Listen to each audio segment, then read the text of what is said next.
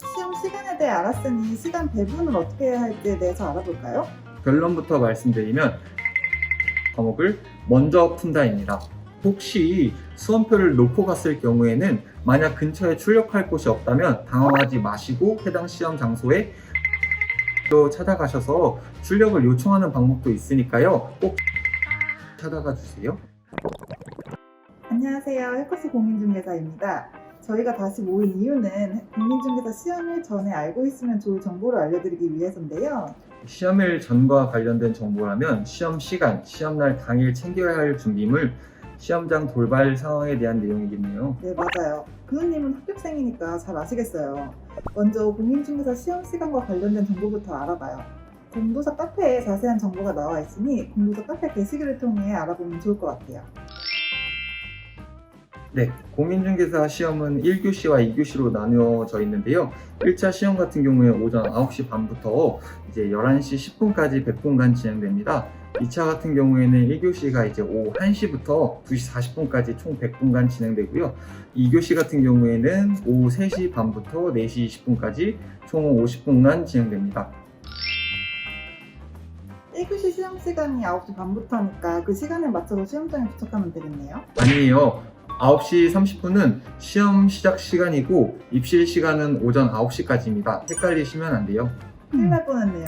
입실 시간은 9시까지 꼭 기억하세요.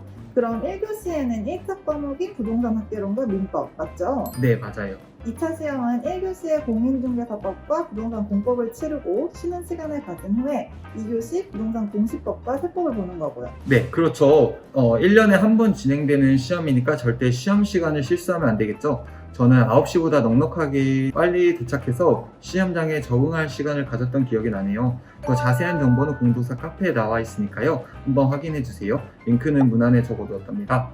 시험 시간에 대해 알았으니 시간 배분을 어떻게 해야 할지에 대해서 알아볼까요? 공부 열심히 하고 시간 배분을 잘못해서 실력 발휘 못하면 너무 아쉽잖아요. 네, 맞아요. 1차 과목을 예로 한번 설명을 드릴게요. 가장 먼저 무슨 과목을 처음에 풀어야 하나 궁금해 하시는 분들이 많았는데요. 결론부터 말씀드리면 자신 있는 과목을 먼저 푼다입니다. 아무래도 10분 남았습니다. 이 말을 들으면 그때부터 마음이 조급해지니까 풀 수 있는 문제를 놓칠 가능성도 있겠네요. 네, 맞아요.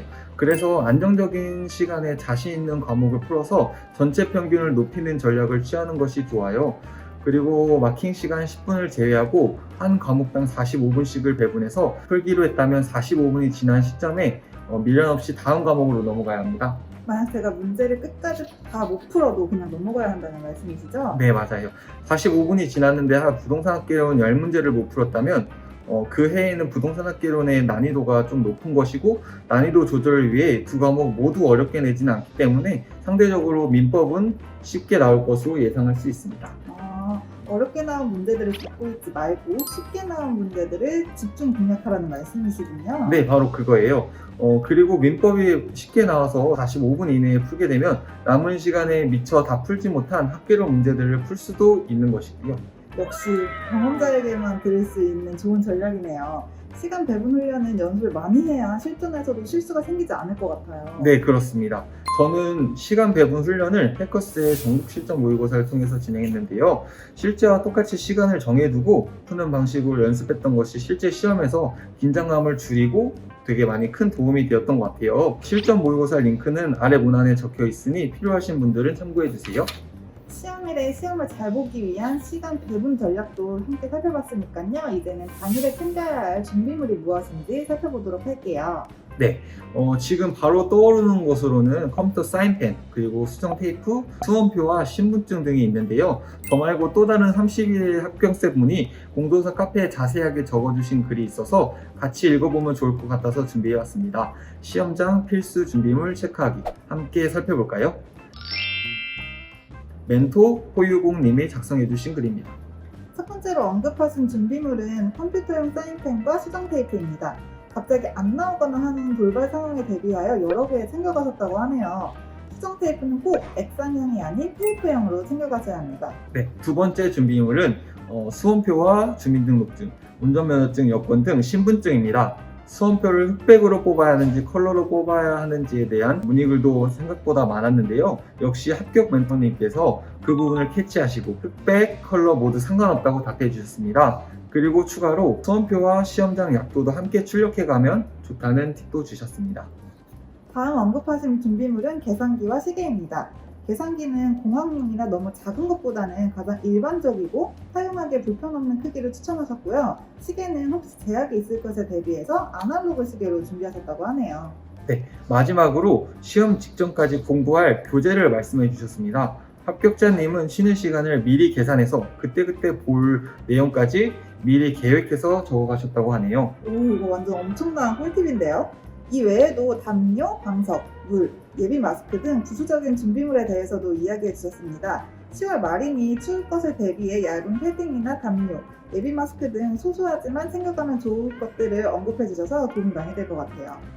자세한 내용이 궁금하신 분들은 문안의 링크를 통해서 공도사 카페에서 직접 보시면 좋을 것 같아요. 30회 합격생 멘토님은 모든 준비물을 투명 파일이나 준비물 전용 주머니에 모아서 준비한 후 출발 직전 한 번 더 체크리스트를 작성해서 체크하고 출발하는 팁과 계산기와 시계 건전지를 새 것으로 교체하라는 팁까지 전해주셨습니다. 합격 멘토님들의 경험에서 나온 팁 이외에도 수험생분들의 질문에 달린 답변 댓글도 참고하시면 도움이 되실 거예요. 시험 당일 어떤 걸 가져가서 공부하냐는 질문에는 거의 대부분이 정리해둔 요약집을 챙겨가라고 답변해 주셨네요. 맞아요. 저도 요약집을 가져왔었는데요. 1탄에서 영선님의 공부 방법에도 언급되었듯이 공부를 하시다 보면 분명히 단권화가 되실 거예요. 갑자기 새로운 요약집을 만들어 가기보다는 평소에 공부하면서 만들어진 요약집을 가지고 가시는 것을 추천드립니다. 네, 시험 당일에 시험 치르고 나서 체크한 정답을 따로 적어와야 하는지에 대해서도 많이 물어봐 주셨는데요. 시험지 같은 경우에는 챙겨 나올 수 있기 때문에 따로 적어 나올 필요는 없다고 답변을 주셨습니다. 수험생분들의 궁금증 외에도 지난해 시험을 치렀던 분들의 경험담 글도 있는데요. 어느 분은 발열 체크에서 37도 이상으로 나와서 입시를 거부당했다가 한 달 안 떼고 다시 체크해서 시험을 볼 수 있었다는 후기도 있었어요. 네, 뛰어서 도착하게 되면 체온이 높게 체크되어 입실이 거부될 수도 있으니까요. 최대한 여유 있게 도착하시는 것을 추천드려요. 카페 글을 하나하나 읽다 보면 미처 생각하지 못했던 부분에서 도움을 얻을 수 있는 글들이 참 많은 것 같아요. 이 정도면 시험 당일에 준비해야 하는 것들에 대해서 거의 다 말씀드린 것 같네요. 이제 수험생분들이 궁금해하실 만한 것들에 대해 이야기해봐요.